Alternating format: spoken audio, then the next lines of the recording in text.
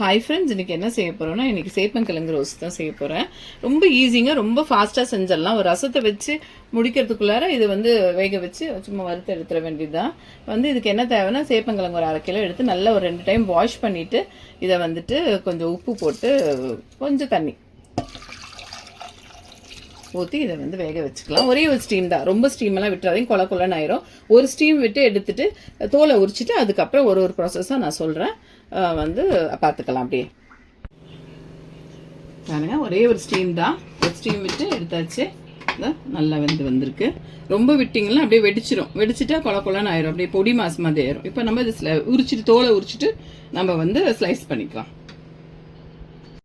பாருங்க, ஒரு தவா வச்சுட்டு இப்போ எண்ணெய் ஊற்றிக்கலாம். கொஞ்சம் நல்லா உண்டுன்னு எண்ணெய் ஊற்றிக்கோங்க, நான் ஃப்ரை ஆகணும். இப்போ கடுகா நான் தான் ஸ்லோ பண்ணிடுறேன். இப்போ கடுகு போட்டுக்கலாம். கடுகு உளுத்தம் பருப்பு ரொம்ப ஃபாஸ்ட்டாக செய்யறதுங்க, இது டேஸ்ட்டாக இருக்கும் நல்லா. இப்போ பூண்டு ஒரு 6-7 பல்லு பூண்டு தட்டி வச்சுருக்கேன். அப்புறம் கருவேப்பிலை, அப்புறம் வெங்காயம்.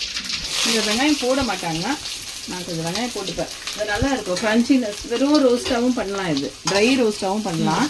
ஆனால் வெங்காயம் பசங்களுக்கு வெங்காயம் போட்டால் பிடிக்கும். அதனால கொஞ்சம் வெங்காயம் ஒரு பாதி நறுக்குன்னு இருக்க. ரொம்ப ரோஸ்ட் பண்ணக்கூடாது வெங்காயத்தை பாதி ரோஸ்ட் அளவுக்கு கொஞ்சம் போட்டு கொஞ்சம் ஒரு 2 செகண்ட் வதக்கி விட்டுட்டு அப்புறம் கிழங்கு போட்டுக்கலாம்.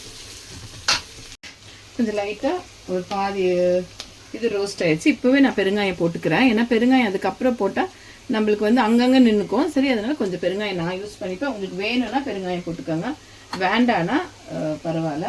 பெருங்காயம் போட்டுட்டு இப்போது இந்த கிழங்கை இதில் போட்டுக்கலாம். ஸ்லைஸ் பண்ணி வச்சுருக்கேன் பாருங்கள், இதில் போட்டுட்டு நான் பெருங்காயம் போட்டுப்பேன். இப்போ இருக்கிறது பெருங்காயம் அந்த ஃப்ளேவர் பிடிக்காதுன்னா போட்டுக்க வேணாம். கிழங்கு ஐட்டம்ஸ்க்கெல்லாம் நம்ம கொஞ்சம் பெருங்காயம் போட்டுக்கலாம். இப்போ இந்த வெங்காயத்தை கூட போட்டு இதை கொஞ்சம் நல்லா இந்த எண்ணெயில் வதக்கி விடுங்க.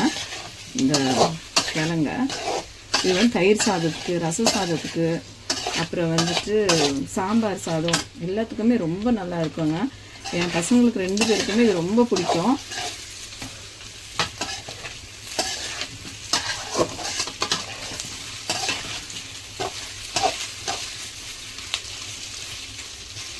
இப்போ என்ன செய்யலான்னா, இப்போ பாருங்கள், இப்போ கேட்ட மிளகாத்தூள், அப்புறம் மஞ்சத்தூள், ஜீரகத்தூள் எல்லாத்தையும் போட்டு இதையும் சேர்த்து நல்லா கொஞ்சம் வதக்கி விடுங்க. எவ்வளோ நேரம்ப்பா?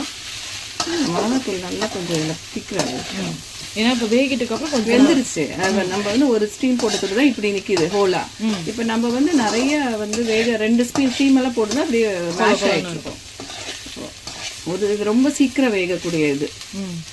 அதை அப்படியே கொஞ்சம் ஸ்லைட்டாக விட்டு கொஞ்சம் ஃப்ரை பண்ணிக்கலாம். வேக வச்சுருக்கோம், அதனால ஸ்லைட்டாக இப்போ தேவையான அளவு உப்பு பார்த்துட்டு அப்புறமா ஸ்லைட்டாக உப்பு போட்டுக்கோங்க. ரொம்ப உப்பு போட்டு இது பண்ணிக்காதீங்க. இதையும் போட்டு இப்போ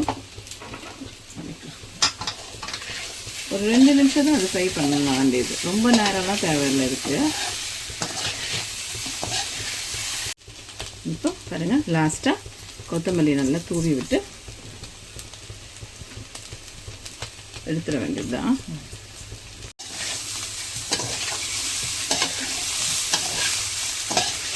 ரொம்ப நல்லா இருக்குங்க, சாப்பிட்றதுக்கே ரொம்ப நல்லாயிருக்கும். சும்மா கூட அது பண்ணி வச்சு சும்மா பிளேட்டில் போட்டு கூட சும்மா சாப்பிடுங்க பசங்க.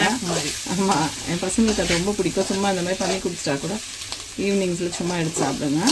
பசங்களுக்கு எப்படி இல்லை, லன்ச் பாக்ஸ் இது பண்ணி அனுப்புங்க.